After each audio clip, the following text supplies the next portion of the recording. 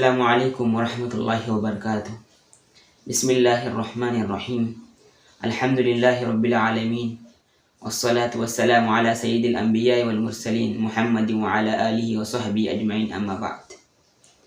محترم بھائیوں، بزرگوں اور میرے دوستوں، خاص کر نوجوان ساتھیوں، اللہ تعالیٰ نے قرآن میں ارشاد فرمایا ہے، یا ایہا الذین آمنوا کلوا من طیبات ما رزقناکم واشکروا للہ ان کنتم ایاہ تعبدون۔ یہ ایمان والو، جو ہم نے آپ کو پاکیزہ رزق دے رکھا ہے اسی میں سے کھاؤ اور اللہ کا شکر ادا کرو اگر تم خاص اس کی عبادت کرتے ہو۔ اس میں ایمان والوں سے یہ حکم کیا گیا ہے کہ پاکیزہ اور حلال چیزیں کھائیں، حرام چیزوں کے قریب مت جائیں اور حلال روزی کے لیے، حلال چیز کے لیے تگود کریں۔ اسلامی تعلیمات سے ہم کو یہی پیغام ملتا ہے۔ مگر آج کل ہم دیکھتے ہیں کہ دنیا جیسے جیسے ترقی کر رہی ہے، دور جس طرح سے آگے بڑھ رہا ہے اور نئی نئی ٹیکنالوجیاں جس طرح سے متعارف ہو رہی ہے، آئے دن نئی نئی چیزیں سامنے آ رہی ہے، جس طرح سے سب کچھ ہو رہا ہے ہم اس سے اچھی طرح جانتے ہیں۔ اور جس طرح یہ ترقیاں ہو رہی ہے اس طرح نئے نئے روزی کے ذرائع اور نئے نئے بزنس کے ذرائع بھی پیدا ہو رہے ہیں، اور ہمارے نوجوان بڑی تعداد میں ذوق در ذوق اس میں شریک بھی ہو رہے ہیں، اور اس چیز میں جانے سے پہلے یہ چیز نہیں جانتے، یہ چیز سوچتے نہیں کہ آیا جو ہم اختیار کرنے جا رہے ہیں، جو بزنس ہم اختیار کرنے جا رہے ہیں، یا جس ٹیکنالوجی میں یا جس ایپ میں ہم اپنا پیسہ انویسٹ کرنے جا رہے ہیں، جہاں سے بھی ہم کو پیسہ آ رہا ہو، جو بھی ہو، کیا آیا وہ ہمارے لیے حلال ہے یا حرام ہے؟ کیا وہ چیز وہی ہے جو ہمیں دکھائی جا رہی ہے یا کچھ اور اس کے پیچھے کچھ اور چل رہا ہے؟ اس چیز کی طرف ہم غور نہیں کرتے، صرف ظاہری شکل و صورت کو دیکھ کر ہم اس چیز کو اختیار کرتے ہیں اور ہمارے پیچھے دوسروں کو جوڑنے کے لیے دعوت دیتے ہیں تاکہ ہم کو بھی فائدہ ہو اور اس سے بھی فائدہ ہو، اور جو ہمارے پیٹ میں حرام غذا جا رہی ہے اس کی ہمیں کوئی فکر نہیں ہے۔ یہاں جبکہ شریعت میں جو بیع کا سلسلہ ہے، شریعت میں جو بیع کی شرطیں مقرر کر دیجیے، سب سے پہلی چیز ہے کہ سامنے کیا چیز ہے، پیچھے کیا چیز ہو رہی ہے، ہم کو معلوم ہونا ضروری ہے۔ جب تک وہ چیز کیا ہو رہی ہے ہمیں 100% معلوم نہیں ہے اور اس سے ہمارے پاس جو پیسہ آ رہا ہے وہ ہمارے لیے جائز نہیں ہے، وہ ایک طرح کا دھوکہ ہے اور دھوکے کی بھی ہمارے لیے جائز نہیں ہے۔ اور لوگ بڑی شان کے ساتھ اس کی طرف دعوت دیتے ہیں اور خود بھی حرام کھا رہے ہیں اور دوسروں کی بھی حرام کھانے کا ذریعہ خود بن رہے ہیں۔ اور جب علماء، ہمارے شہر کے علماء جب اس پہ تحقیق کر کے، جو صاحب معاملہ سے مل کر جو مسئلے کو جانکاری حاصل کر کے اس چیز کے بارے میں اپنا موقف واضح کرتے ہیں یا اپنا فتویٰ لوگوں کے سامنے بیان کرتے ہیں تاکہ عوام حرام سے بچے، عوام مشتبہ چیزوں سے بچے، تو اس کے خلاف بھی اپنا آڈیو جاری کر کے اور یہ کہہ دیتے ہیں کہ صاحب دنیا بہت آگے بڑھ رہی ہے، ٹیکنالوجی آئے دن ترقی کر رہی ہے اور ہمیں بھی اسلام بھی نہیں روکتا کہ ہم ان چیزوں میں حصہ لیں۔ ارے بھائی صاحب، کون نہیں جانتا کہ ہم ان پڑھ ہیں علماء؟ ہم نہیں جانتے کہ دنیا ترقی کر رہے ہیں؟ کیا ہم نہیں جانتے کہ شریعت نے بزنس کو حلال کر دیا ہے؟ مگر اس کے پیچھے کیا چل رہا ہے کیا ہم کو معلوم ہے؟ کیا آپ جانتے ہیں 100%؟ جب اللہ نے آپ کو طاقت دی ہے، قوت دی ہے، جوانی دی ہے، آپ محنت کی کمائی کھا سکتے ہیں، تو آپ مشتبہ چیزوں کے پیچھے آپ کیوں پڑتے ہیں؟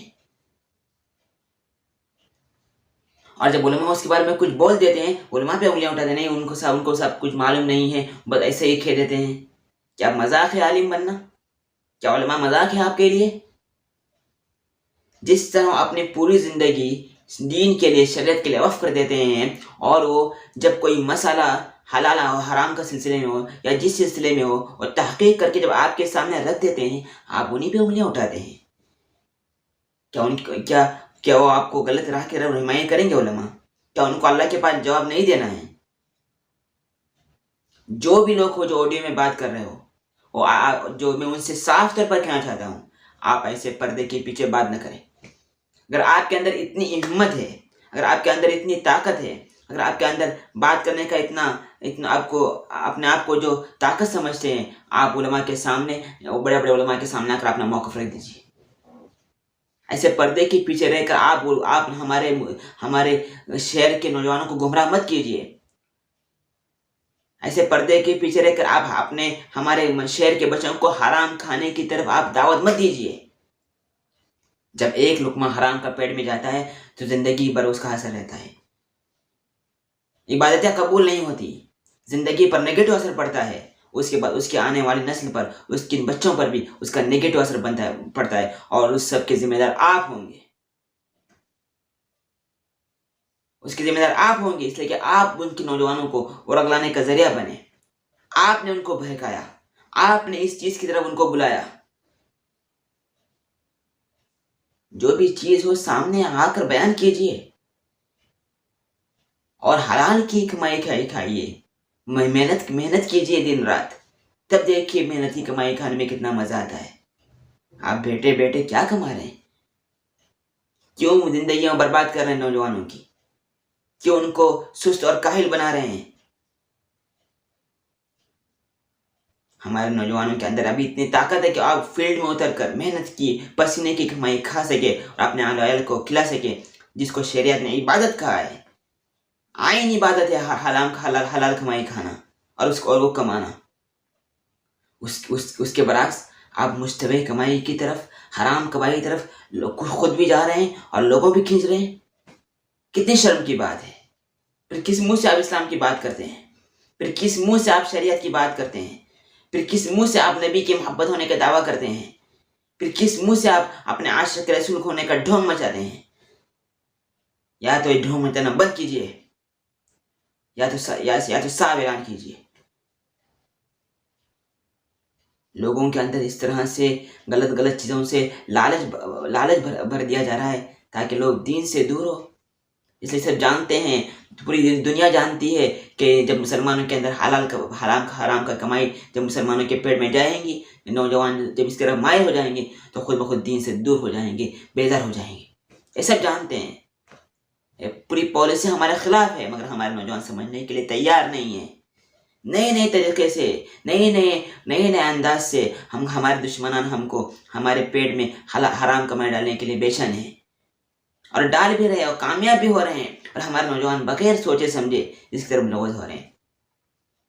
اور آخری بات، ایک بات ضرور کہتا ہوں، ایک بہت بڑے بزرگ نے بہت بڑے پتے کی بات کہی تھی کہ ہمارے نوجوان اور ہمارے مسلمان بھائی بڑی آسانی کے ساتھ علماء کے پاس یہ مسائل تو پوچھ لیتے ہیں کہ مولانا یہ بتائیے وضو کن چیزوں سے ٹوٹتا ہے، کہ مولانا یہ بتائیے کہ غسل فرض کیسے ہوتا ہے، مولانا یہ بتائیے کہ نماز کیسے ٹوٹتی ہے، مگر جس چیز سے ایمان ٹوٹتا ہے اس کی کسی کو فکر نہیں ہے۔ جب ایمان ٹوٹ رہا ہے، جب ہمارے اندر کی چنگاری بجھ رہی ہے، تو پھر تمام اعمال کس کام کے؟ اس کی کسی کو فکر نہیں۔ ہاں صاحب، غسل کیسے فرض ہوتا ہے، یہ کیسے ہوتا ہے، وہ کیا مسائل ہے، رمضان کا روزہ کیسے ٹوٹتا ہے اور کب واجب ہوتا ہے، ایسا سب اس چیز کی پوری فکر ہے، مگر جس چیز سے ہمارا ایمان ختم ہو رہا ہے، ہمارے ایمان کے لالے پڑے، اس کی کسی کو فکر نہیں۔ ذرا اس پر آپ سنجیدگی سے غور کیجیے۔ اللہ تعالیٰ مجھے بھی اور تمام امت کو حرام کی کمائی سے بچائے اور پاکیزہ حلال محنت کی روزی کھانے کی اور کمانے کی توفیق عطا فرمائے۔ السلام علیکم ورحمۃ اللہ وبرکاتہ۔